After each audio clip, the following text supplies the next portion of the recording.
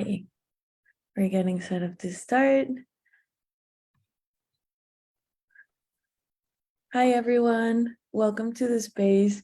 Today, we're going to be talking about bodily autonomy and all the different ways in which it touches on sexual and reproductive rights. And we have our membership here. These are talented young advocates who know a lot about bodily autonomy in their contexts in different areas of SRHR. So we're going to be hearing them out for today. And I think we can start with a short round of introductions. So I'll pass the mic to Yewo. Do you want to introduce yourself? Thank you, Maria. My name is Yeo Gondwe. I'm from Malawi, and I am an SRHR advocate, but also a human rights activist who have worked for 5 years in projects that promote gender equality, as well as sexual reproductive health rights for young people and everyone, inclusive. And currently, I'm working with the Malawi Sexual Reproductive Health Rights Alliance as a program advocacy coordinator, specifically for SRHR advocacy. Thank you. Thank you, Yewo. Welcome. So happy to have you here. Audrey, do you want to go next? Hi, everyone. My name is Audrey. My pronouns are she, they, and I am currently on the lands of Canada. I am a young advocate as well, similar to Yewo. I am also a student right now, so I've just finished a bachelor's in social work, and I plan to continue to do my master's in social work. And I'd really like to look at practices working with people who are pregnant with disabilities and how to support them. Thank you very much, and I'm excited to present today. That's awesome, Audrey. Thank you. I'm excited to hear more about your work. Shreya, do you want to introduce yourself? Thank you, Maria. Hi, everyone. My name is Shreya Shasha. I am from Kathmandu, Nepal. I am currently working as the SRHR program coordinator for a youth-led and youth-run organization based here in Kathmandu. And my primary focus of work is on comprehensive sexuality education. Thank you.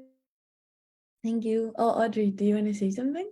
Someone in the chat said they couldn't hear the audio, or someone at the Q&A. Oh. Maybe try to log out and log back in. That tends to work with Zoom audio issues. Otherwise, we're also presenting on Facebook Live. So if you want to try a different application, you can check out the streaming on Facebook Live as well, if the webinar application isn't working. Thank you, Audrey. Erika, do you want to introduce yourself? Oh, I think Erica's frozen. Sina, do you want to go? Hi everyone, my name is Sino, but my full name is Sinopolo Kagata. I am from South Africa. My pronouns are she and her. I am currently a youth advisory panel member at UNFPA. I am a project lead at Sese Fellowship and Skill Hub, which is a woman-led organization that focuses on mentorship and educating young girls and empowering adults and women and adults and girls and young women on their SRHR. I am also a project manager at a woman-led organization that deals with empowering victims of GBV. So yeah, it's a pleasure to meet you all. Again, it's awesome to have everyone here and can't wait to hear more about all of your views and experiences around bodily autonomy. For this first bit, well, also I am Maria. I am the communications and program manager at YC, and my pronouns are she, her, and I'm based in Mexico City. And I'll be walking us through this space a bit. To start off, we want to share with you a little bit on what bodily autonomy is, right? Because it's such a broad concept. So I'll share a short presentation on it, and then we'll move on to other discussions. Yeah, so basically, what is bodily autonomy? Defining it is not that easy, but it means in essence, having the power and capacity to freely make decisions about your own body, right? And therefore about different crucial aspects of your life. And it's something that young people struggle with a lot in particular. There are two key aspects to bodily autonomy. The first one is just the right to choose, the right to choose what kind of contraception you use, the right to choose whether or not you want to have children, the right to choose whether or not to engage in sexual activity, but also the right to choose things that seem a little bit less important, but in the end are part of like building your own identity. So the clothes you want to wear, the places where you want to go, and kind of having the freedom to choose what you do for work, a lot of things like that. So bodily autonomy, as you can see, is very, very broad. The second aspect that's key to bodily autonomy is making sure that you can choose without coercion and violence. So that means that you have the conditions to make those choices without facing harm. And that can also mean things like having those rights protected, having guarantees from the state that you're gonna be able to choose to use some kind of health service, knowing that it's gonna be a quality health service. So this is also quite broad, but those are the two key components, having the right to choose and being able to choose without coercion and violence. This right is reaffirmed in a kind of strange way. We know that a lot of the rights that we stand up for in the SRHR community are kind of enshrined in international law. Bodily autonomy is a concept that has become more popular in the activist community. So it is used as a banner for a lot of struggles, sexuality, reproductive rights, sexual orientation, gender identity, sex work, surrogacy, disability, abortion, and other issues. So it's more like a collection of rights. If you try to find it in like a specific instrument of international law, you probably won't. But you can find the collection of rights that make it up. So human dignity, autonomy, self-determination, health, equality before the law, and reproductive freedom are all components. Those you can find enshrined in different international instruments, such as the CEDAW, the CRPD, or even like plans like the ICPD-POA. So if you want to defend bodily autonomy, you can do so through the rights that make it up. And finally, I want to give like a small kind of summary on why working for reproductive rights from a bodily autonomy framework matter. And as you know, mid-20th century, when we started talking about reproductive rights in the international arena, they were framed under a population control framework. So basically access to contraception, healthcare, and so on and so forth was framed under the idea that population control was important. And we know that this approach was very harmful to a lot of populations. And we saw so many coercive and discriminatory practices to avoid population growth, such as forced sterilization. So one thing that I think is really, really important about the bodily autonomy framework is that we as the SRHR community owe folks a no repetition guarantee. Like these things cannot happen again. And that's why we need to make sure that every time that we talk about reproductive rights, we do so from a bodily autonomy perspective, because that's what matters most. Yeah, so basically that's it. We want to use this framework to serve as a starting point to make sure that people's agency and right to choose are centered rather than any other kind of ideas about what people should do with their bodies. And I'm gonna leave it there for folks to move on to the next part. Do we have any comments, or do we want to start talking kind of about the situation of bodily autonomy around the world?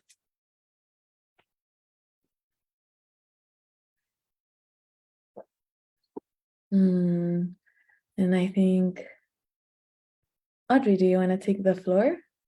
For sure. Thank you, Maria. So the next following part will kind of describe and we'll look at statistics around the world of bodily autonomy and different types of violations of bodily autonomy and how the prevalence is different around the world. So I also have a PowerPoint or some slides to share.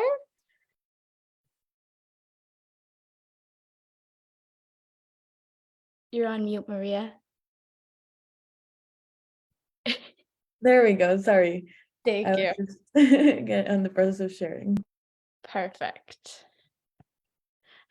So to start, just a quick content warning that the following topics will be discussed: sexual abuse, sexual assault, female genital mutilation, violence against women, queer and trans people.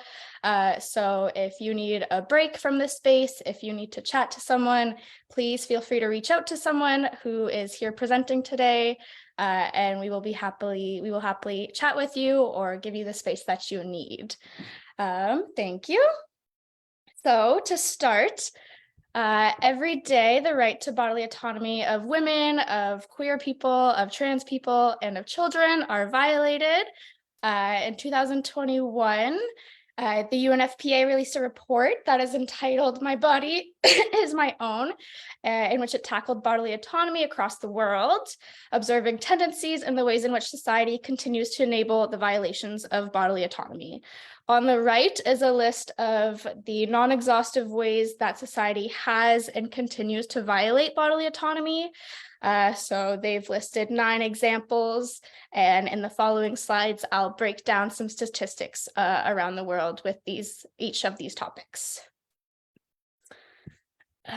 So just quickly, I know that it's a little small right now, but on the left is a breakdown of some data that was collected by UNFPA, and it represents the proportion of women aged 15 to 49 who have the ability to make their own decisions regarding their health, the use or not the use of contraceptions, and if and when they'd like to have sex with their partners.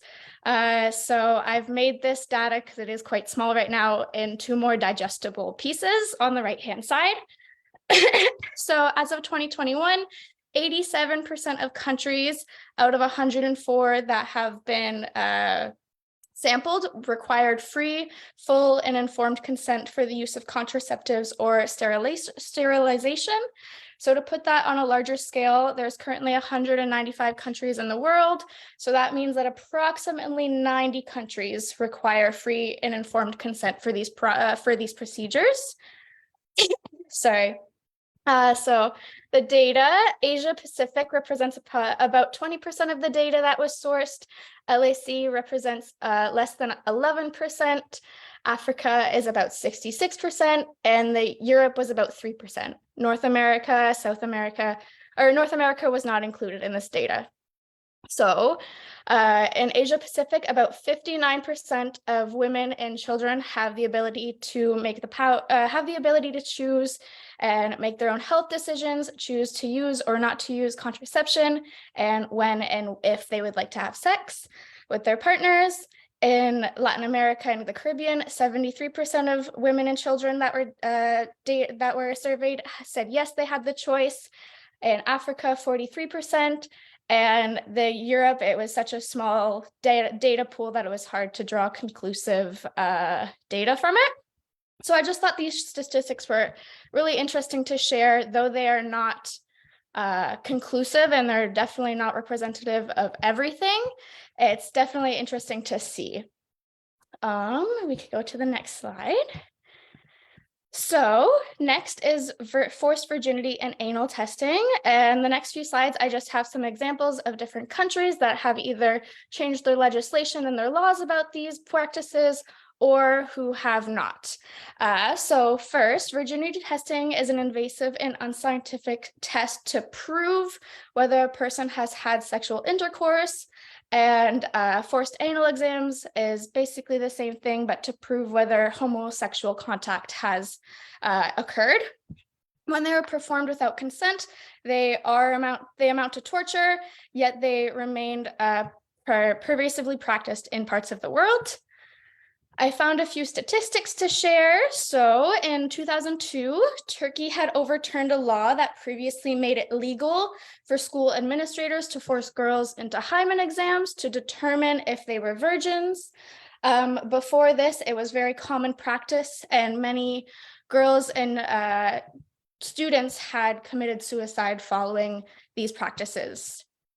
We could move to the next slide.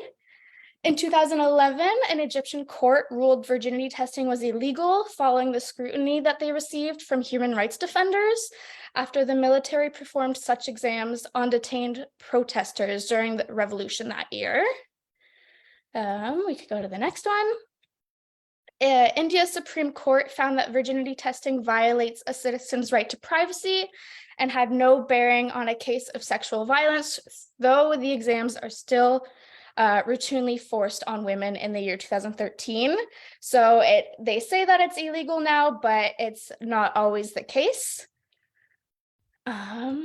In South Africa in 2016, it was still prevalent that there were some students that were recipients of a virgin scholarship, which were offered to only women, and they were required to undergo virginity testing each time they returned home for holidays and could lose their bursary if it was determined that they had engaged in sexual activity.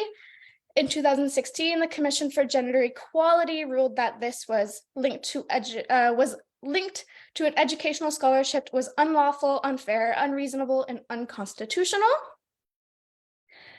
And then finally, in 2018, Afghanistan and Bangladesh made some moves. So Afghanistan banned non-consensual virginity testing unless a court or woman consented. So they were still able to do it if it was consented upon or it was demanded by the court. However, in 2019, it was amended and a woman's consent is no longer deemed enough to get this virginity testing. So they can only get it if it was ordered from a court since 2019. And in 2018, Bangladesh's High Court banned the use of virginity testing once required to prove a rape had occurred after being lobbied by multiple human rights organizations. These practices are still highly practiced around the world, though. For example, in Indonesia, in Iraq, in Morocco, in the Philippines, and in the United States. We can move on to the next one. So there is also the practice of homophobic and transphobic rape. Many instances of this violence go unreported for many reasons, some being the fear of coming out to the larger community, facing scrutiny or violence or skepticism, fear of retaliation, and or just the lack of trusted community members around you to report to. So they are very hard to come by reliable statistics of corrective or punitive rape. And some statistics in the US is that 31% of rape cases are reported. It's estimated that 0.05% lead to an arrest, less than 0.02% lead to a conviction, and less than 0.025% will be incarcerated. So just looking at those statistics, you can understand why many people don't report and why these statistics are hard to come by. While it's not a growing phenomena, it seems to be because we are hearing about it more through social media. So it seems to be a lot more prevalent. However, it has been something that has been practiced for a long time and is just now being talked about openly. And this kind of sexual violence is often framed in the terms of personal dynamics of a relationship rather than a problem that is rooted in deep in traditional gender and sexual orientation norms, which is deeply rooted in just the patriarchy. And it's how the perpetrators would like to teach the people that they commit these crimes to how to be a real woman or a real man, because they believe that their practices and who they choose to have sex with is unlawful. So this practice is still around in South Africa and Thailand, in Zimbabwe, Ecuador, Uganda, India, Jamaica, Kenya, the Netherlands, Nigeria, Peru, and many, many other countries. So because the lesbian body is a body that is out of control in a heteropatriarchal sense, corrective rape is the attempt to bring the bodies back under the control of society, which is governed by heteropatriarchal rules. We can move on to the next. Forced arranged child marriages. So Plan International estimates that around the world, a child is married every 2 seconds, which accounts to approximately 12 million children per year. Forced child marriages are driven, similar to homophobic and transphobic rape, by institutionalized patriarchal practices, and happen for various reasons. These practices are still common for many reasons, notably the inability to prove one's identity. Either they don't have documents to prove that, or they are false. Gender inequality in value in the family or the community, the protective laws and legislations that don't exist for these children, poverty bargaining, uninformed about their rights, or humanitarian emergencies and natural disasters. So in conflict zones, for example, child and forced marriages are very prevalent. I have some statistics for each of these areas, but I'll only share a few. In Yemen, for example, child marriages have increased since their war, since the conflict has started. And I'll just share one more. So between 2011 and 2014, the rates of registered child marriages almost tripled in Syrian refugee camps, from 12% to just under 32%. And the reason being is for the protection of the family and honor and control of the girl's sexuality were major drivers in this raise. We can move on to the next one. And we just have a few left. So female genital mutilation is a torturous procedure, and I've written down the 4 ways that it's typed as. If you are interested in learning more about how these types are separated, I encourage you to look into it. The practice is declining, however, it is still common, and it's estimated that 4 million girls are still subjected to this practice in 2020. And we could go to the next slide, Maria. So I saw that there was a study done about female genital mutilation, and that I'll quickly explain the pictogram on the right. It shows the percentage of girls up to the age of 14 who have been subjected to FGM. And it's obvious to conclude just by looking at this data that of these 7 countries, the level of education of girls and women is essential to preventing FGM. Though some countries don't have a large contrast between the numbers of primary and secondary education, there are big, huge steps ahead of those who receive no education at all. And on the right, just quickly, if you look at it, it shows the prevalence of this practice in the countries that it is very common to see it happen. So you could see that the lighter colors are those with less practice, and the darker ones are those that is more commonly practiced. We could go to the next one. Honor killings, they happen in a society that value image and norms over the lives of their daughters, their nieces, the friends, and their wives. So these violations of norms or codes could be such as the separation from a spouse who paid a bride price, refusing to enter into an arranged marriage, entering into a relationship with someone from a different religion, ethnic group, or caste, engaging in premarital sex or extramarital sex, or being the victim of rape or assault. Even in countries that recognize this concept, the penalties for non-consensual sex within marriage may be significantly lower than in other cases. And they liken marriage to a get-out-of-jail-free card. In 2020, a study found that among the 54 Commonwealth countries, approximately 35 of them still have some extramarital exemption to criminal sexual offenses. We can go ahead and move on. And finally, just to share some advocacy opportunities around the world, I'm happy to share these links with you in the chat, but there's quite a few opportunities to advocate or just to get informed about bodily autonomy and how you can either support people that you know who have had their bodily autonomy violated, you can get more information, or you can connect with other people who have the same interests as you. And that's it. Thank you very much. Thank you so much, Audrey, for that amazing overview of what bodily autonomy looks like around the world, of like different practices that work against our bodily autonomy and the bodily autonomy of many young people. And I think we are ready to move on to our next question, where we're going to talk about the ways in which bodily autonomy and women's rights are linked. So basically, we want to talk about things like deepen things like harmful practices, the right to choose, gender-based violence, and just really the way in which we, from the SRHR movement and as people who defend bodily autonomy, can find links with the women's rights movement, right? For example, for a lot of the reivindications that we were asking for yesterday on International Women's Day.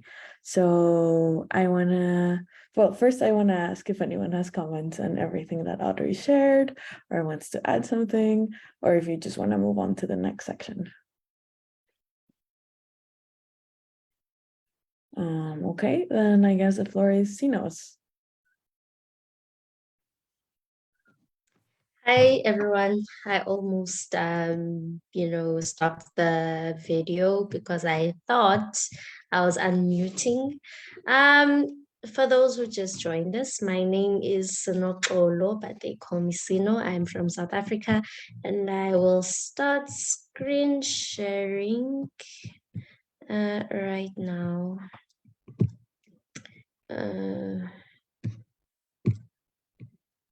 I don't know why it wants to show in the actual Canva. Okay, anyways, it's fine. No worries, dear, take your time. Can you see? I don't know why it's showing like in my actual Canva. Oh, if you want to click on the top right button on present, you can do that. Yeah.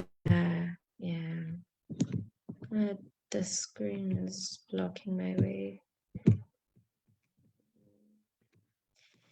Anyways, it's starting on the last share. Let me just do this again. Sorry for this.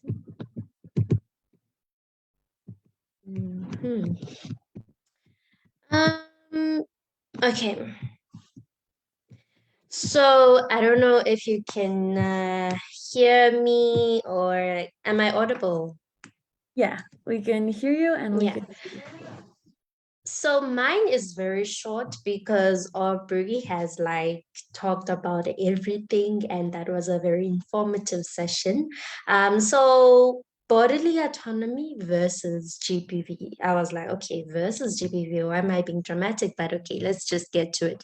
So for me, when we talk about bodily autonomy, I always thought to myself, what is bodily autonomy? And how many people are having the same question that I used to have when we're talking about bodily autonomy?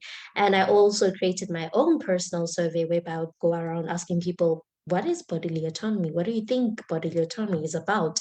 And many people will be like, I don't know what bodily autonomy is. So bodily autonomy is about knowing yourself, knowing your body. What is it like? What is this whole thing about knowing your body? It's knowing the rights, knowing your body's rights, knowing that someone can't touch me like this. You can't test my virginity without my consent. You can't do anything to me and my body without my consent. So that is what I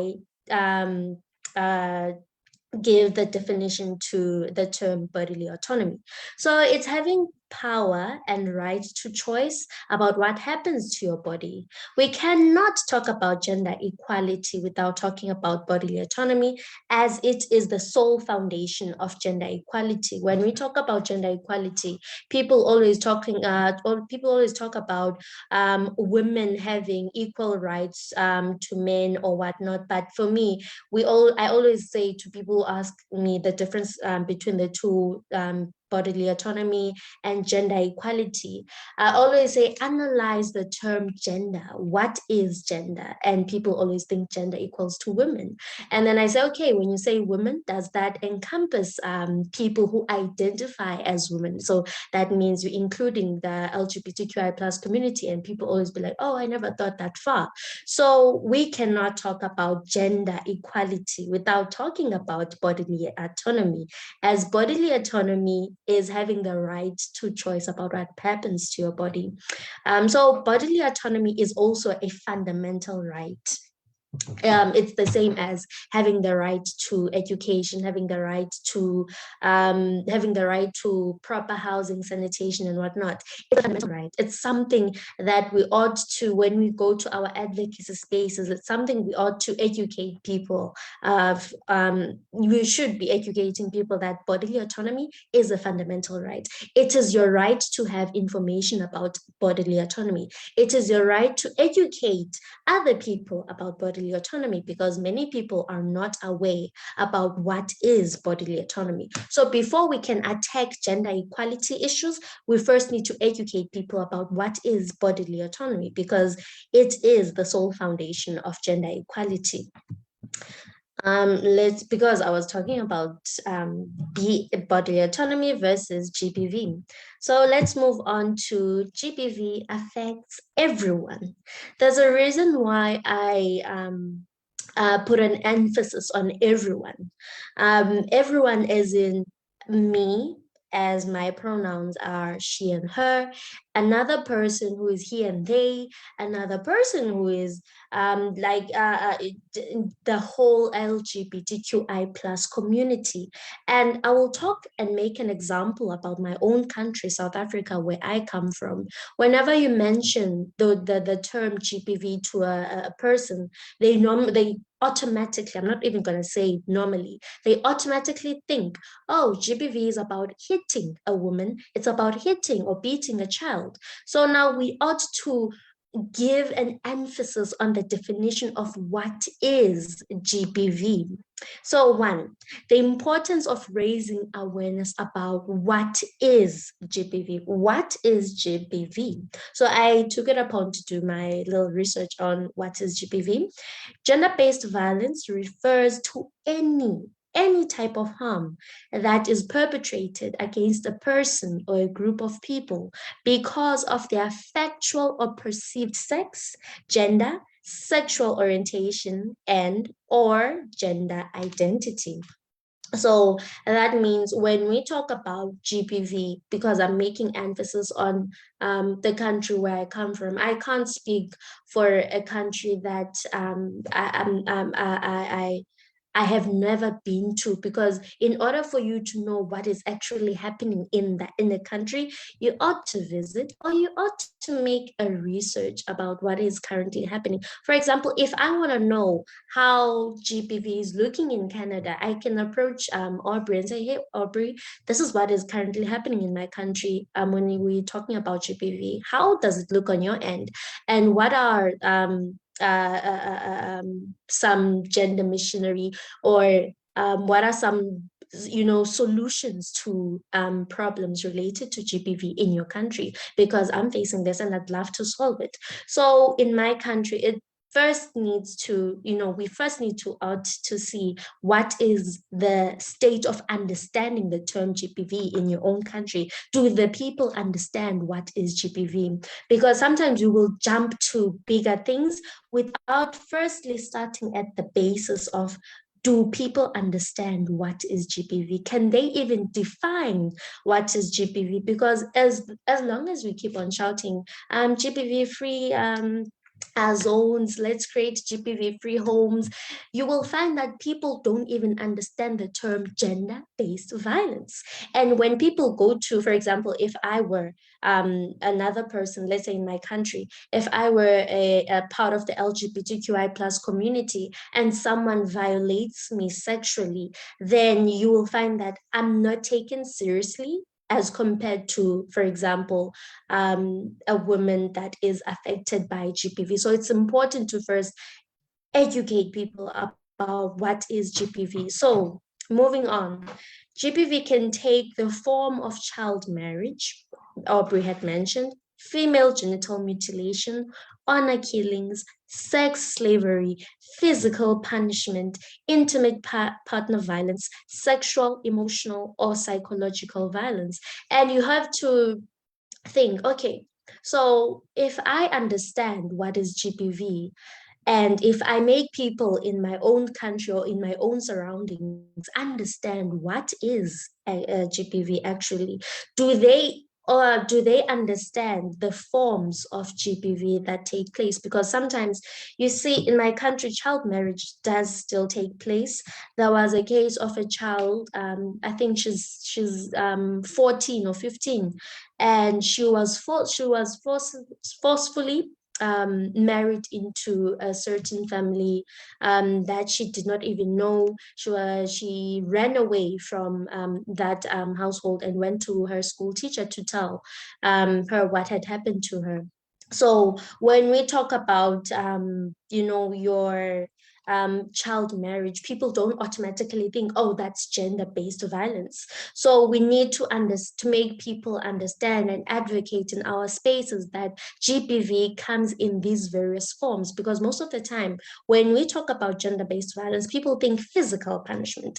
They think intimate partner violence, which is the one that is the uproar moment when people are in relationships and they get sexually violated by their partners. That's when we shout, that's GBV. When someone is killed and she was a woman and she was sexually harassed, that's when we shout GBV. But when someone is emotionally violated because of his or her or their sexuality, then we don't shout that is GBV. So the most important thing is educating that, okay, GBV comes in these forms, so that if there is physical punishment, we're able to identify it as GBV.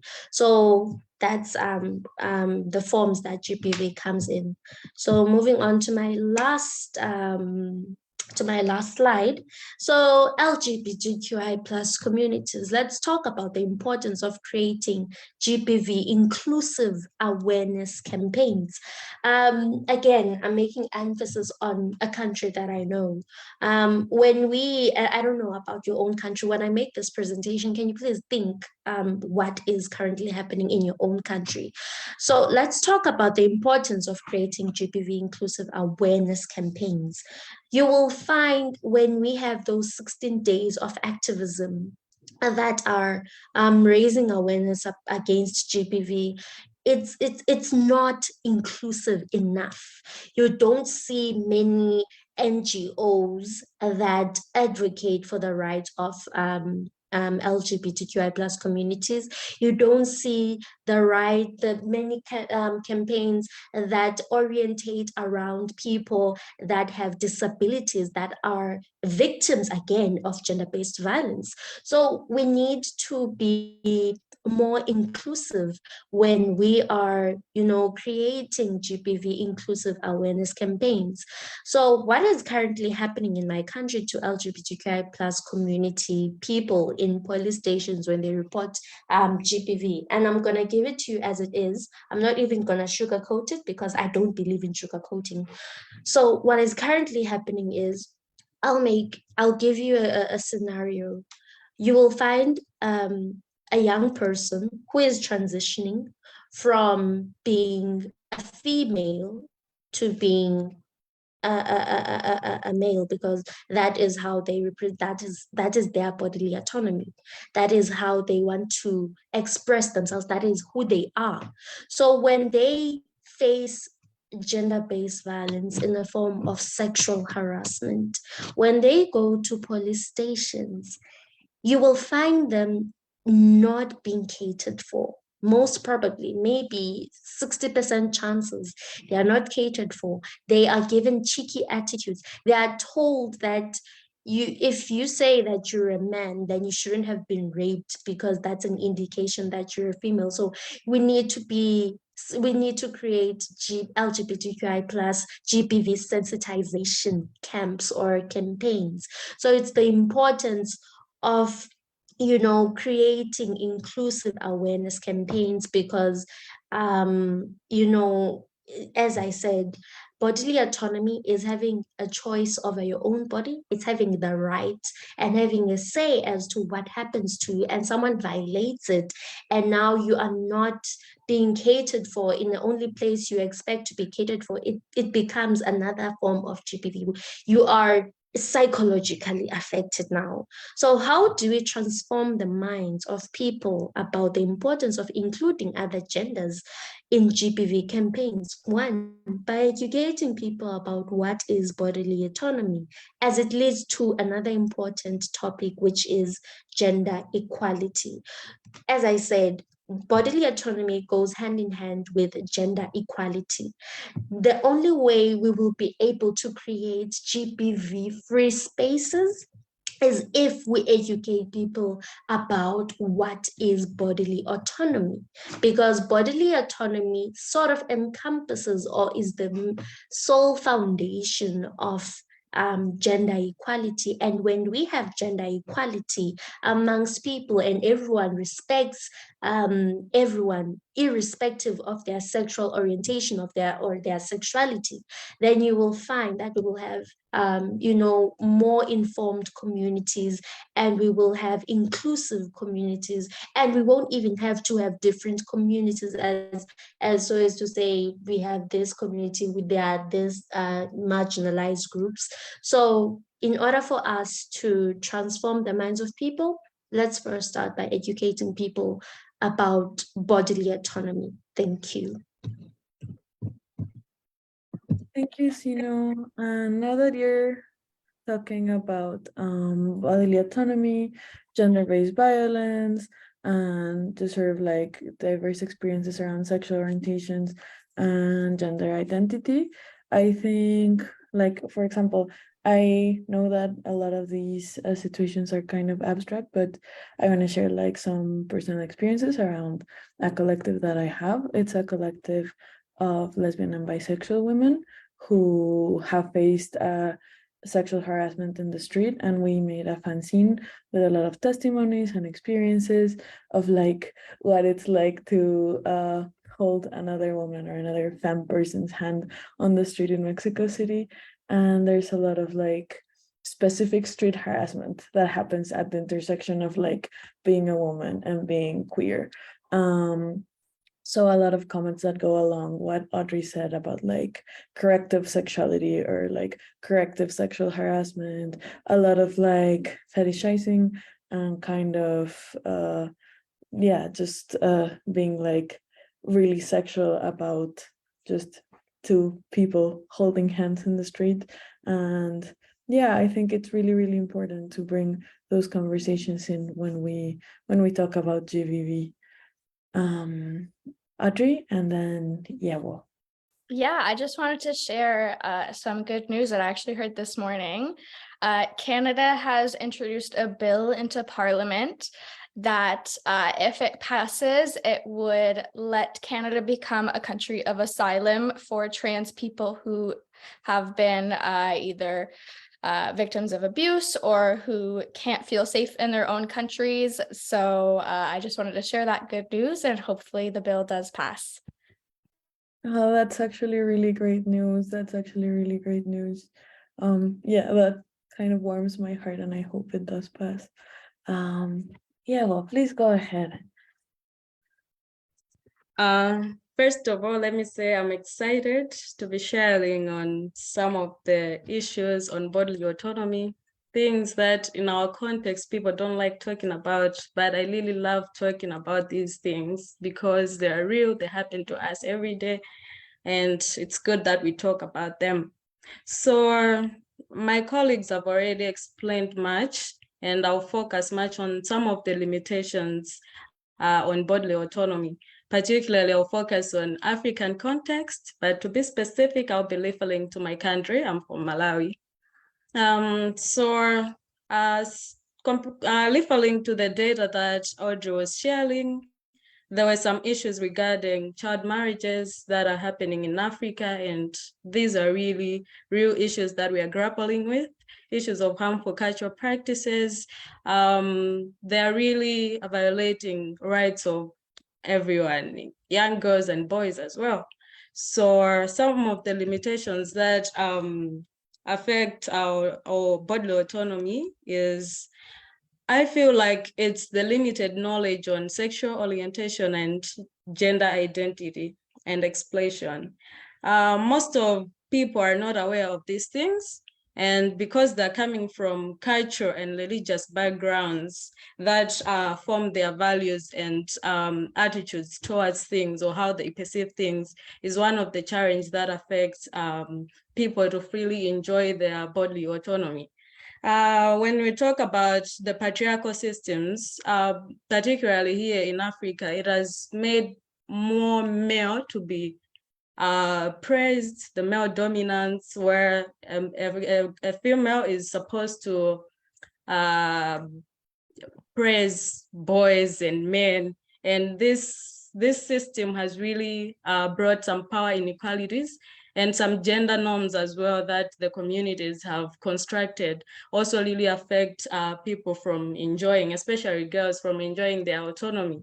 And most of the times, most cases, men have the right to decide. They have the power, not the rights per se, but they have the power to decide over their girlfriend's body or their spouse. And most ladies do not really make decisions regarding their bodies. In the end, they end up being violated of their rights, but also they don't live the life they feel like they can. And they're also affected because they don't enjoy some of the rights, women's rights.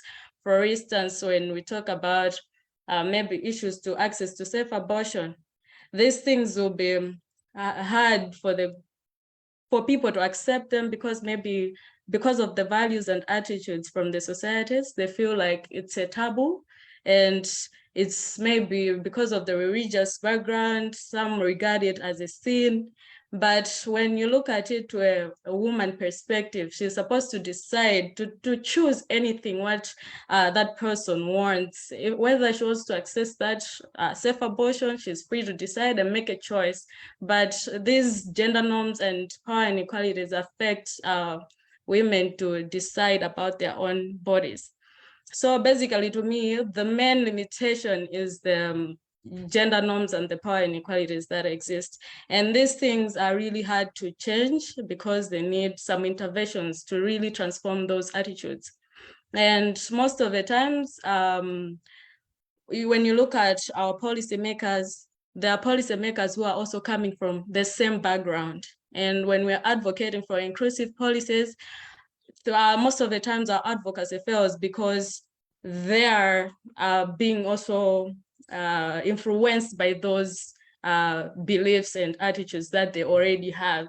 And in the end, we will have those exploitative policies and programs that happen in communities.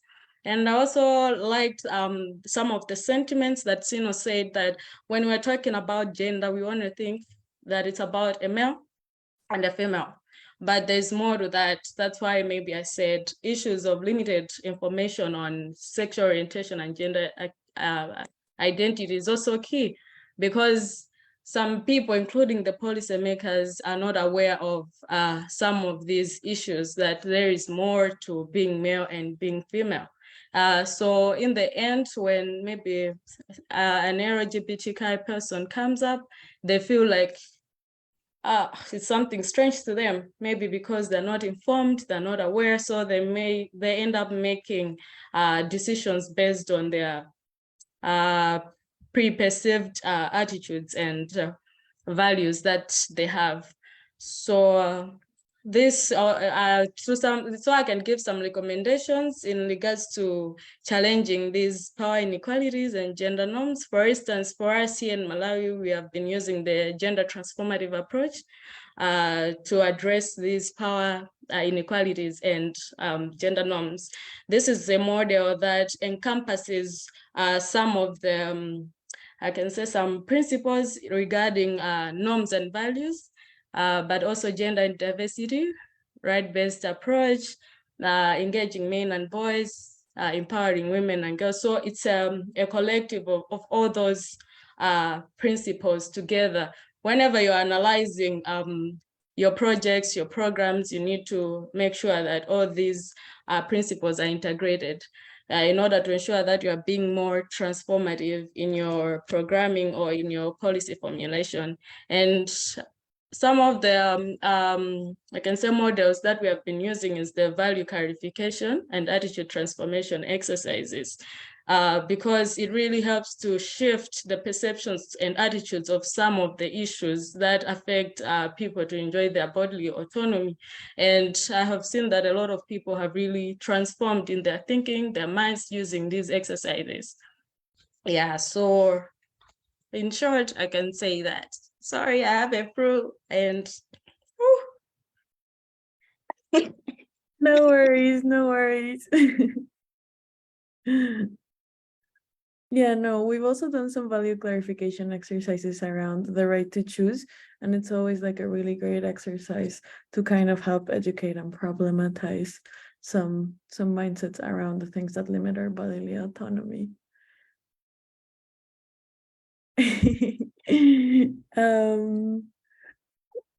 Well, yeah, well, while you recover, would you want us to pass the floor to someone else?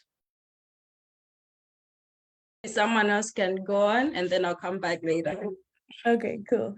Yeah. I think Erica has also a lot of ideas around solutions.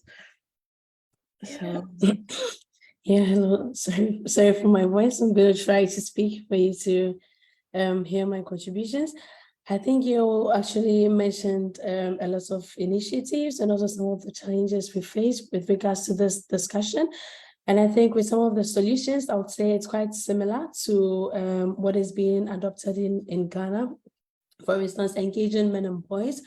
They actually play a key role with regards to this conversation because they do have a hand in it when you talk about some of these practices that are against the rights of women and girls, like child marriage and all the other harmful practices. So engaging them helps them to gain more knowledge and also understand why they play a critical role in the whole process, and also serve as they also serve as ambassadors for other young men and boys to also emulate. And through that, we are able to eradicate such harmful practices. I would say we haven't been able to achieve it 100%, but it's way better than it used to be some years ago. And the second thing is the active participation of advocates and activists in the country as well. Young people are doing their best to ensure that they also speak out for people to understand these challenges, for them to be involved during high panel discussions or governmental meetings. You know that usually young people are also not involved in this whole process. We do have leaders going for meetings, deciding on issues that are affecting young people, but you do not have young people on the table. You don't have young people speaking up, telling you what they really do want. But activists are actually trying their best. They are being involved in all the process, speaking out to ensure that whatever message they have for these leaders actually listen to them and incorporate the knowledge, or I would say the messages they have through the advocacy programs. Then one other thing is the sharing of success stories and also success stories of victims. You know, it's one of the ways to enable people also understand when we talk about how these harmful practices are actually harming people who were actually victims of such practices. For instance, engaging a girl who was actually married at an early age, you know, telling the story of what she went through, engaging a girl who had actually undergone female genital mutilation, engaging a woman who has undergone domestic violence, you know, all these harmful practices. It helps people to know what is happening. It helps people to believe, for instance, what is happening, because sometimes when young people go out there to talk about these challenges, it's quite difficult for people to believe it because they ask you, where is the proof? We just read it and we don't have any proof. We don't have anyone coming out to say anything. But when we empower people, victims of such practices to speak out, it's much easier for people to emulate and also understand.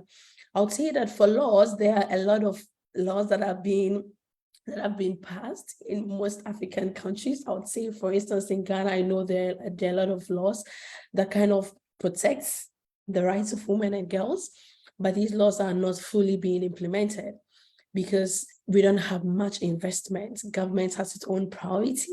So you find that the civil society organizations try their best to invest more in that area, but that is not enough, especially if you don't have government's commitment fully being felt in that area. So I would say that, well, for young people, we shouldn't just give up. Let's still continue trying our best to ensure that individuals understand. When we talk about bodily autonomy, they understand about their rights. They understand what they need to do as individuals to stay protected. And I think gradually we'll be able to make progress, maybe one day. Yeah.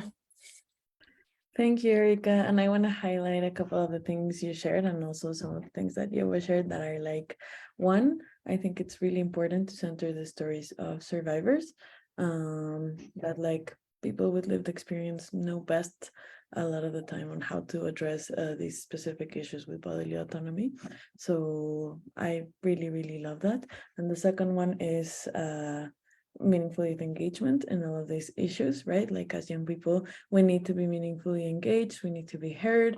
And the third thing is kind of strengthening country commitments to empower people and to kind of highlight our right to bodily autonomy. And that's part of what we're doing in these spaces like CSW, in spaces like Generation Equality Forum. And that's kind of like one of the things that Youth Coalition wants to do, hold countries and stakeholders accountable to those commitments. So thank you so much.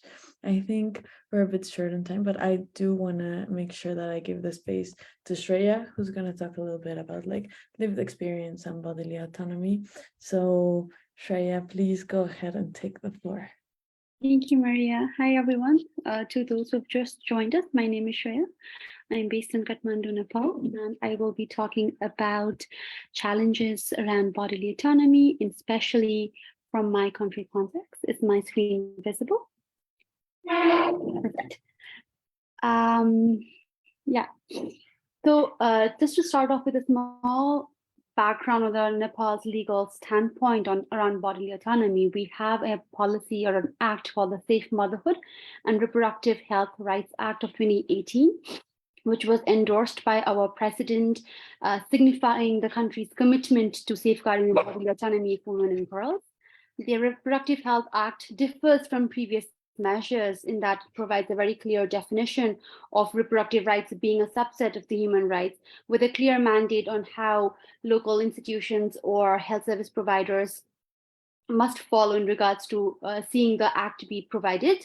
A critical component of defining the reproductive services as human rights is that they must be universally guaranteed to women and girls also. And this act specifies and emphasizes the availability of these services to adolescents as well as young people living with disabilities as well. The act also contains a provision that makes reproductive health care free of charge in public health facilities, requiring all levels of governments to allocate resources. Abortion is conditionally permitted up to 12 weeks and up to 28 weeks in case of incest or rape, or with a certified medical officer's suggestions based on physical and mental threats to the mother's health, as well as the fetal anomalies. I forgot to change my presentation. Anyways, however, the Reproductive Health Act is far from perfect. It refers to the criminal code for punishment for illegal abortions, which includes a 1-year jail term and up to a maximum fine of 10,000 rupees for up to 12 weeks of pregnancy, 3 years and a maximum fine of 30,000 rupees for 12 to 25 weeks of pregnancy, and up to 5 years and a maximum fine of 50,000 rupees after 25 weeks if abortion is sought under illegal conditions. This shows the contradiction appears when comparing the Reproductive Health Act versus the Criminal Code Act, because the Act provides for abortion up to 28 weeks in cases of rape or incest, versus in the Criminal Code, it's just specified under 18 weeks. While lawyers might know the specific act takes precedence over the Criminal Code, lay people and general public might see this discrepancy between two legal policy documents in creating differences and leading to confusions and complications. Another failure of the Act is also the lack of distinction between abortion and miscarriage. Miscarriage often would fall under the definition of abortion in the Act, which is a spontaneous termination of the fetus before the fetus is capable of natural birth. Thus, miscarriages which occurs accidentally, obviously, involuntarily, and without any external interventions could also be conceived as illegal abortions.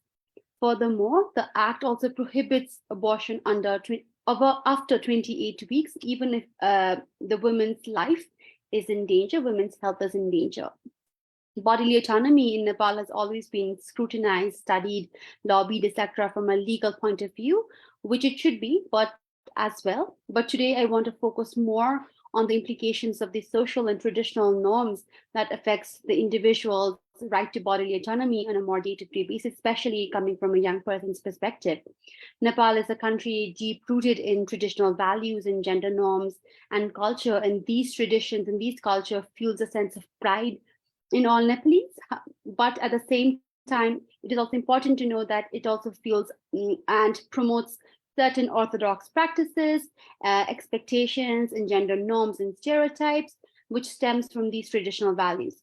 In everyday day-to-day life, young people in all the diversities are made to compromise on their sexuality, on their gender expressions, and their bodily autonomy in general. And a culture of policing young people's sexualities and expression is very common in Nepal, very prominent, with formal establishments like schools and society in general, media being the largest perpetrators of this trend. I have also collected some responses from young people in regards to how they are struggling with bodily autonomy in day-to-day life, and these are some of the responses that I've gathered. I have to be very mindful of the clothes I wear in fear of body and slut shaming because I'm a plus-size woman. I cannot freely get a tattoo or a piercing of my choice as it is deemed as improper and is not widely accepted. But at the same time, certain communities and certain cultures forces young women to get their nose and ears piercing because the culture demands so, even if they don't want to. Their respondents shared about how they used to wear sweaters and bulky clothes, even through summer, so that the peers do not comment on their body size and do not make fun of their body size as well. A respondent also shared about their struggle with body hair, because as a girl, a society expects her to be hairless below the eyes, but is often shamed for having body hair as well, and not choosing not to shave or wax them as well.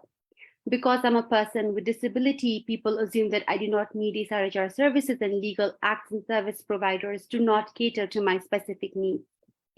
As a queer individual, I'm always judged and made fun of based on my gender expression.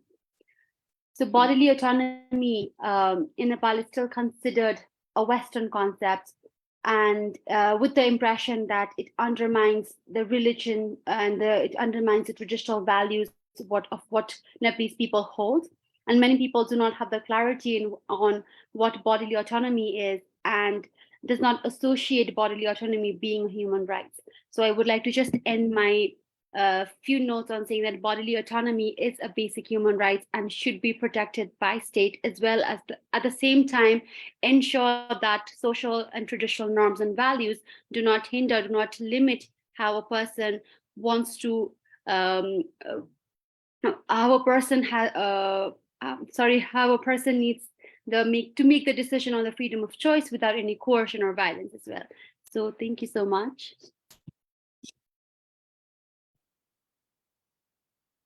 Shreya, that was really, really cool. And I loved all the personal experiences that you shared from different young people on all the ways that bodily autonomy can be challenged, right? It can be gender like thing regarding people with different gender identities, gender expressions, but it can also be specifically aimed at women with slut shaming. It can be aimed at fat bodies, which I love that you brought that up, because also like as a fat person, that's one way in which I personally experience like challenges to my bodily autonomy, and also around cultural practices. So thank you so much for that. And I think I want to draw like a few conclusions from all that we've spoken about. And one of the things that I want to say is that it's clear that in our context, there are like very like different limits to what we can do with our bodies, right? And that our common fight as people, as young people from different sides of the world with different like sexual orientations, gender identities, and contexts is that we want everyone to be able to make choices over their own bodies. And like that's a priority for all of us. Another thing that I think a lot of us touched on is like the way that the SRHR movement and the fight for bodily autonomy can be very excluding of people who have a dissident gender identity. So especially because of a lot of things that I've been seeing these days and yesterday in like International Women's Day, I want to reiterate that like non-binary, trans folks, queer folks are part of the feminist movement and need to be part of the fight for bodily autonomy and SRHR.